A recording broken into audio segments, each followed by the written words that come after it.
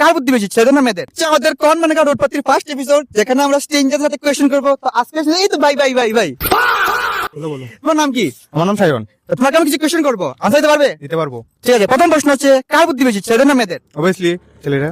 মেয়েদের বুদ্ধি নেই? নেই। কোথা থেকে ওদের বুদ্ধি? হাঁটুতে।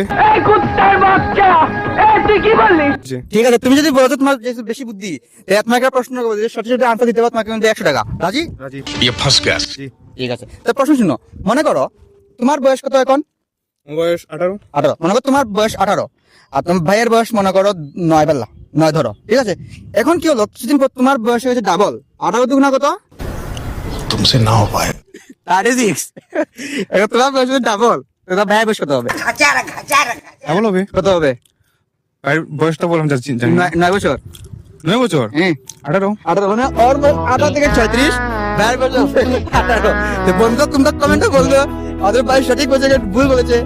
যদি ভুল বলে ওকে ট্রোল করে দিও, কিন্তু এটা আনসার কিন্তু ভুল, কিন্তু এটা আনসার আমি বলবো না এখন, তারপরে বলবো। এখন দেখি কমেন্ট দিকে কে পারে এটা আনসার দিতে, যাও দাও এটা আনসার পারো কমেন্টে দিয়ে দাও। আর তোমরাও যদি এরকম ভিডিওতে আসতে চাও আমার কমেন্টে কমেন্ট করবে আর ডিএম করবে, তোমার ফলো করবে। Okay bye.